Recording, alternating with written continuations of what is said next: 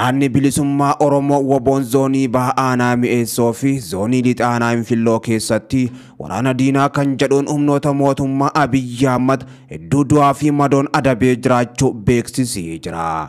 Waraanni bilisummaa Oromoo woboon tarkaanfii jabduu waraana mootummaa faashistii irratti fudhachuudhaan Oromiyaa keessaa qulqulleessuu itti fufee jiraachuu kan beeksise. Akka kanaanis baha Oromiyaatti woboon zoonii baha guyyaa har'aan tanaa muddee 11 bara 2022 godina lixa Harargee aanaa mi'eessoo araddaa daalachaa iddoo hara Oromiyaa fi kurfaa sopheensaa jedhamtutti birgeediin Elemoo Qilxuu tarkaanfii waraana Bilisiginna irratti fudhateen injifannoo guddaa galmeessee jiraachuu beeksisee jira. Waraanni bilisummaa Oromoo woboo lola guddaa baha Oromiyaatti gaggeesse kanaan ammoo mootummaa Abiyyi Ahmad akka malee kan naasise gama meeshaatiin qawwee AKM danuu hidhannoo gurguddoo wajjin yoo boojuu tarkaanfii kana waraana Abiyyi Ahmad paatroolii shayyoo dhabamsiisu paatroolii sadii ammoo madoo akka fe'atan godhee jiraachuu woboon baha Oromiyaadhaa kan beeksise. Guyyoota lamaaf walitti aansuudhaanis haleellaa guddoo gaggeesseen humnoota mootummaa Abiyyi Ahmad baha Oromiyaatti irra aanee jiraachuu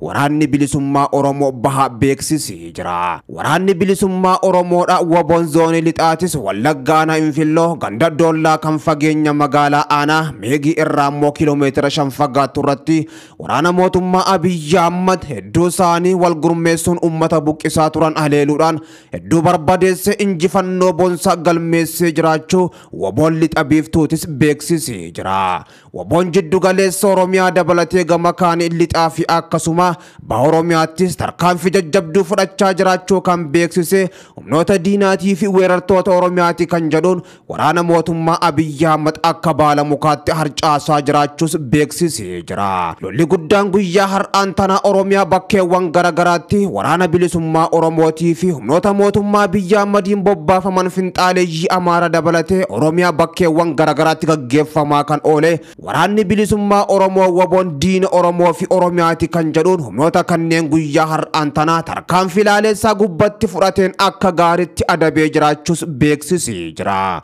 Wallagga baha dabalatee gama kaaniin ammoo zoonii kibbaattis woboon tarkaanfii wal fakkaattuu fudhachuudhaan humnoota wal gurmeessanii waraana bilisummaa Oromoo woboo loluudhaaf socho'aa turan gubbatti haleellaa raawwateen injifannoo guddoo gonfatee jiraachuu waraanni bilisummaa Oromoo woboon beeksisee jira. Lolli woboo fi humnoota mootummaa Abiyyi Ahmad gidduutti adeemaa jiru akkaan jabaatee kan itti fufe iddoo finxaaleeyyiin gocha suukanneessaa uummata gubbatti raawwachaa jirtuttis woboon duruma dhaabbachuudhaan finxaaleeyyii fi humnoota mootummaa Abiyyi Ahmad wal gurmeessanii Oromiyaa keessa galan luka isaanii cabsaa jiraachuu kan beeksise. Tarkaanfii yeroo ammaan tanaa fudhachaa jiru kanaan ammoo saba kan abdachiisee fi diina akka malee kan naasise waraanni bilisummaa Oromoo woboon fuuldurattis adeemaa jiraachuu beeksisee jira. Lolli guddaa Wallagga keessatti humnoota mootummaa Abiyyi Ahmad wal makoo ta'anii fi waraana bilisummaa Oromoo gidduutti jabaatee kan itti fufe.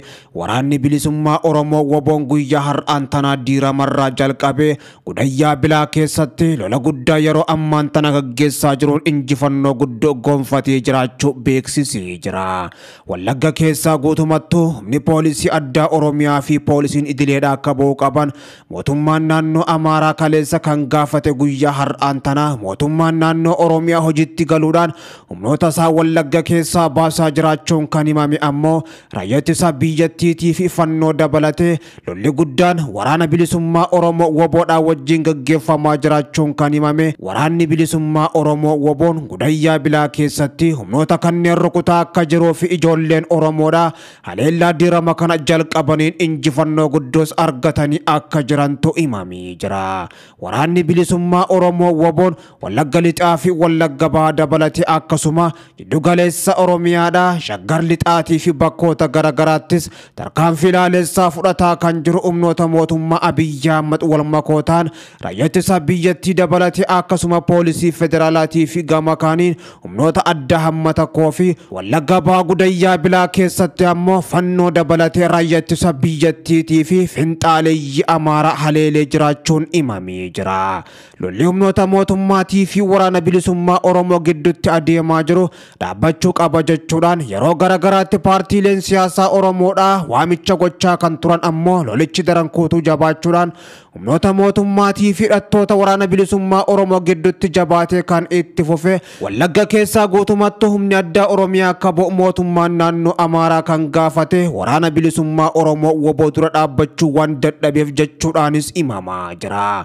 Wallagga bakkoota garagaraa keessattis tarkaanfii ilaaleessaa woboon fudhachaa jiruun humni naannoo Amaaraa irraa daangaa Oromiyaa keessa gale akka baala mukaatti harcaa waan jiruuf waraana bilisummaa Oromoo woboodhaa wajjin lolaa kan jiru humna addaa Oromiyaatii fi poolisii idilee Oromiyaati jechuun mootummaan naannoo Amaaraa qeeqa dhiyeessus qeeqa kana ammoo mootummaan naannoo Oromiyaa fudhachuudhaan humna isaa guutumattuu Wallagga keessaa baasuu irratti kan bobba'e ammoo Wallagga bulchaa kan jiruu fi kallattiidhaanis ammoo naannoo Oromiyaatillee bulchaa kan jiru mootummaa naannoo Amaaraati jechuudhaan qeeqni gurguddaanis yeroo ammaan tana irratti ka'aa jira. Ta'us ammoo ijoolleen Oromoodhaa humni addaa Oromiyaadhaa Wallagga keessaa baafamus saba keenyaa fi lafa keenya diinatti hin lakkifnu jechuudhaan lola guddaa gaggeessaa kan jiran hoggaatu ammoo Gudayya Bilaattis humnoota finxaaleeyyiidhaa gudiitti buusanii bakka awwaalcha isaanii Wallagga gochaa jiraachuunis himamee jira. Lola guddaa Wallagga baatti gaggeeffamaa jiru kanaan humnoota finxaaleeyyiidhaa akka baala mukaatti harcaasuu qofa otoo hin taane waraanni bilisummaa Oromoo woboon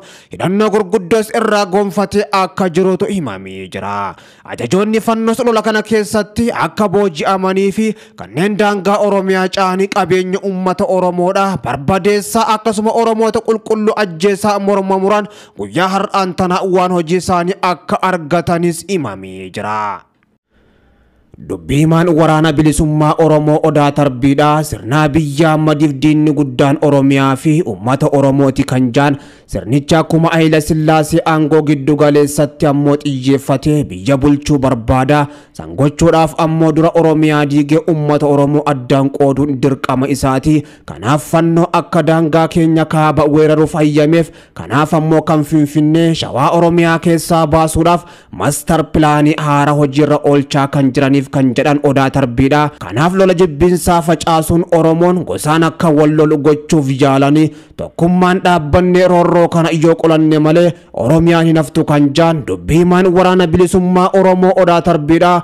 Oromoon hundinuu qabsoo keessatti hirmaachuu qaba kan jedhan waraana keessa waliin dhaabbadhaa uummata keessaniif sagalee ta'a karoora diinaa fashaleessuudhaaf waan dandeenyu hunda gochuu qabna Oromiyaa haa baraarru jechuudhaan dubbiimaan waraana bilisummaa Oromoo Odaa Tarbiidhaa waamicha uummata Oromootiif dabarsanii jiru. Dubbiimaan waraana bilisummaa Oromoo Odaa Tarbiidhaa waraanni bilisummaa Oromoodhaa diina Oromiyaa fi uummata Oromoo qolachaa jiraachuu kan himan hawaasni bal'aanis waraanichaa wajjin ta'uudhaan gocha sanyii duguuggaa isa gubbatti raawwataa jiru morma muraa kana tokkummaan kee ofirraa qolachuu qaba waraanni isaatis isa cinaa jira jechuudhaan ergaa jabduu kan dabarsan diinni guddaan sirna Abiyyi Ahmad ammoo Oromiyaa fi uummata Oromooti. Oromiyaa fi uummanni Oromoodhaa gaafa caban Abiyyi akka barbaadetti buxaaluu danda'a Itoophiyaa takkittii baanuu ijaarrate. Kanaaf ammoo Itoophiyaan takkittiin mootummaan Abiyyi Ahmadii fi sirni Hayila Sillaaseedhaa hawwaa turan uummata Oromoo gubbattis hin ijaaramu jechuudhaan waamicha guddaa kan dabarsan Oromoo kee tokkummaan alaa fi keessaan humna kee cinaa dhaabbadhu diina kee ofirraa qoladhu yeroon Oromiyaa baraarrus amma jechuudhaan dubbiimaan waraana bilisummaa Oromoo idil addunyaa Odaa Tarbiidhaa waamicha guddaas hawaasa Oromootiif dabarsanii jiru.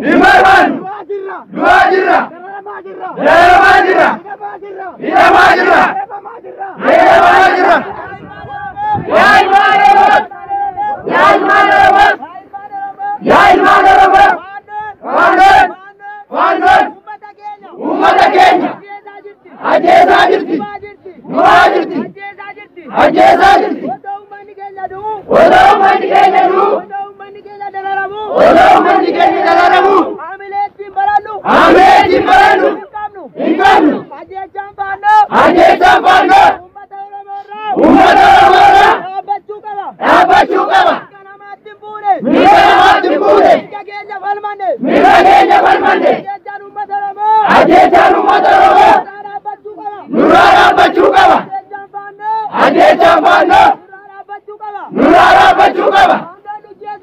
Father Jesu Kabdu. Father Nukumu Kabdu. I love you. Umandaraba. Civilians.